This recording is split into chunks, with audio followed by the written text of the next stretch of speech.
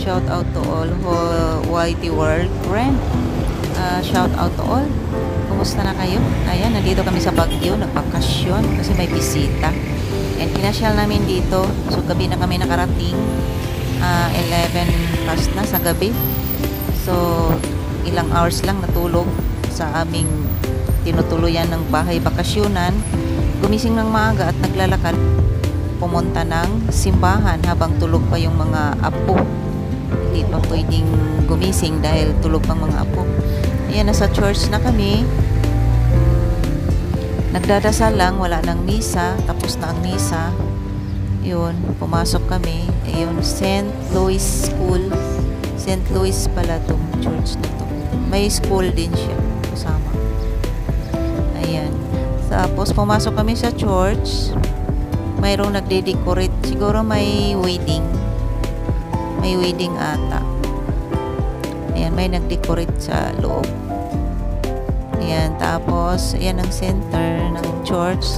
Tapos, pumunta kami sa gilid. Dito ako nagdadasal sa gilid. Ayan, ayan ang altar nila. Ganda ang church nila. Ayan, nasa labas na kami after ng dasal. Lumabas na kami, nasa plaza, may grotto. Ayan, picture kami dyan. Ngayon, naglakad ulit, babalik na kami sa aming bahay bakasyonan sa Dynamo. Ayan, sa gustong magstay dito sa Baguio, maganda rin tong Airbnb, Dynamo. Bahay siya. Maybe. Ayan, nirecommend ng friend ko sa YT din. Please subscribe. Siyam official. Siya po yung friend ko sa YouTube na nag-recommend sa akin kasi taga Baguio siya. Andyan lang din siya. Hindi kami nag-meet kasi mayroong sakit sila. May upo. Ayan, mga apo ko, sinalubong na ako. Gising na sila at ready na kaming mag-pasyal sa aming itinerary na plan. Ayan ang room nila, yan ang dining. Yan ang dining nila, sala. Yung pagpasok mo, tapos akyat ka dyan, yung pinto, yan ang room. Yan, yung room na yan, dyan kami nagstay. Yung room na yan is good for 3,500. So, dalawang room kinuha namin, kabila, tagusan po yung pinto, tagusan.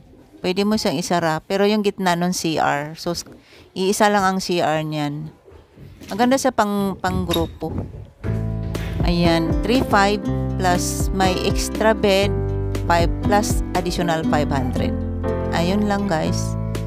So, wala siyang breakfast free. Well, no free breakfast.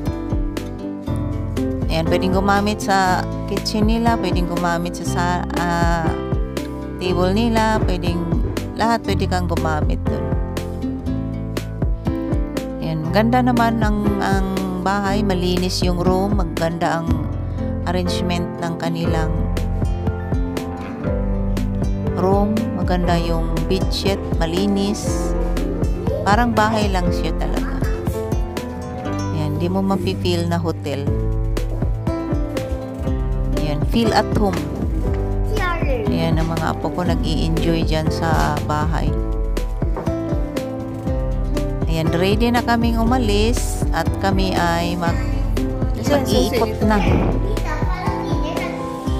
Para hindi sayang yung araw kasi overnight lang kami at babalik na sa Maynila kasi may pasok ang mga apo. May pasok sila sa school.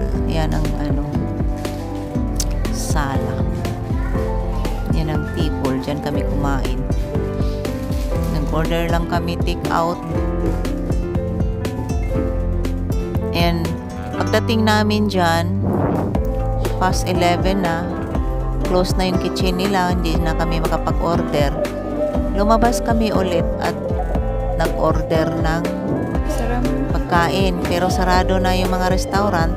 Susi natin. Sarado na ang mga restaurant. So, pwedeng mag-order pero take out. Di na kami pwedeng mag-dining. Makit pala tayo. Ayun. Kaya, hirap pag ginabi na.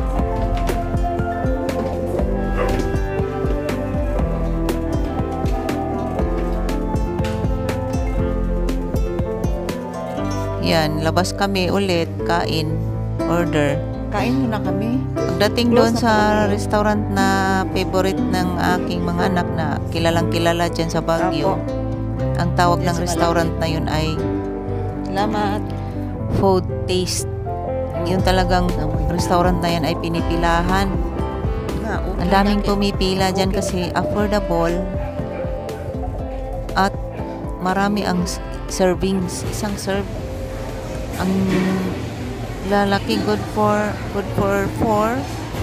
Tapos ang mura lang. Ayan, yan ang mga menu nila. Ang dami silang klaseng luto. Yan, Food Taste ang tawag ng restaurant na yan. Ang lawak ng restaurant na napakalaki. Pang grupo talaga siya. Yan, oh. Ang laki. Wala nang tao, yan na lang sila. Tinapos na lang yan sila, magsasara na sila. Accept na lang sila sa order for take out. Pero hindi na sila nagpapa-dining. Wala nang dine-in. Yan, binidyohan ko habang nag-intay sa order. Hintay sa order, video. Alam nyo na. Ayan, ang lawak, no?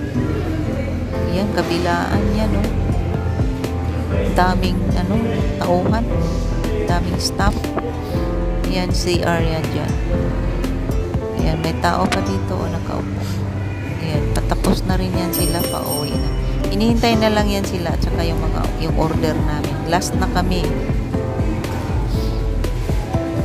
After namin nag-order, umuwi kami. Bumili na lang kami ng mga gamit din sa 7-Eleven kasi may 7-Eleven din dyan sa unahan. Ayan guys. Thank you for watching and see you next video. Bye! When I move to the side, when I move, call you mine, and I know what you're feeling. I'ma take you for a ride.